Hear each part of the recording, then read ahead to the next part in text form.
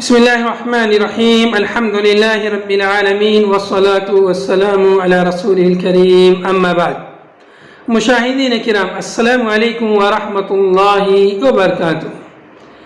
آج میں آپ کی خدمت میں کتاب نعمت المنان مجموع فتاوی فضیلۃ الدکتور فضل الرحمن المدنی رحمہ اللہ سے ایک اہم مسئلہ ایمان سے متعلق لے کر حاضر ہوا ہوں۔ مسئلہ یہ ہے کہ آپ رحمہ اللہ سے سوال کیا گیا کہ کیا ایمان میں کمی و زیادتی ہوتی ہے اور اس کی دلیل کیا ہے؟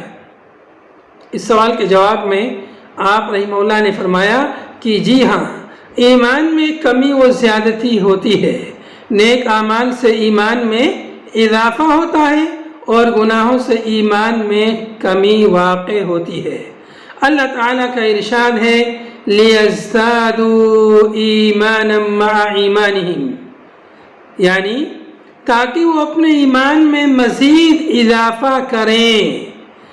ایک اور جگہ فرمایا وَيَزْدَادَ الَّذِينَ آمَنُوا إِيمَانًا، اور ایمان والوں کا ایمان زیادہ ہو۔ ایک جگہ اور فرمایا فَأَمَّا الَّذِينَ آمَنُوا فَزَادَتْهُمْ إِيمَانًا، رہے وہ لوگ جو ایمان لائے تو اس سے ان کے ایمان میں زیادتی ہوئی۔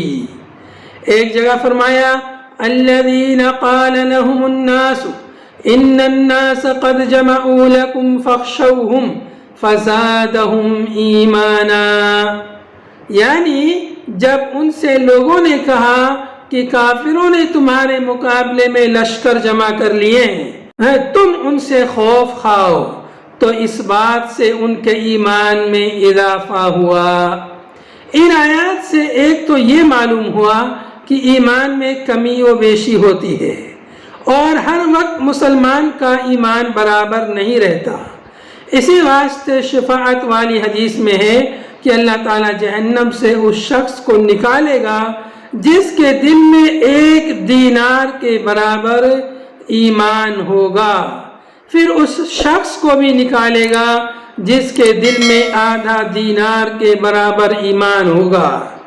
ایک حدیث میں ہے یخرج من النار من قال لا الہ الا اللہ وکان فی قلبہ من الخیر ما یزن شعیرہ، ثم یخرج من النار من قال لا الہ الا اللہ وکان فی قلبہ من الخیر ما یزن برہ، ثم يخرج من النار من قال لا إله إلا الله وكان في قلبه من الخير ما يزن ذرة، متفق علیہ۔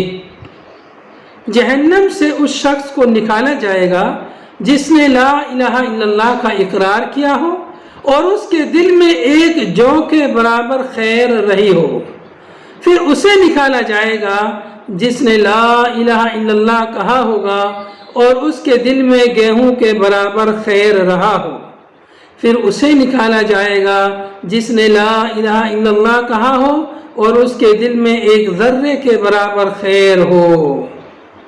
وآخر دعوانا ان الحمد للہ رب العالمین۔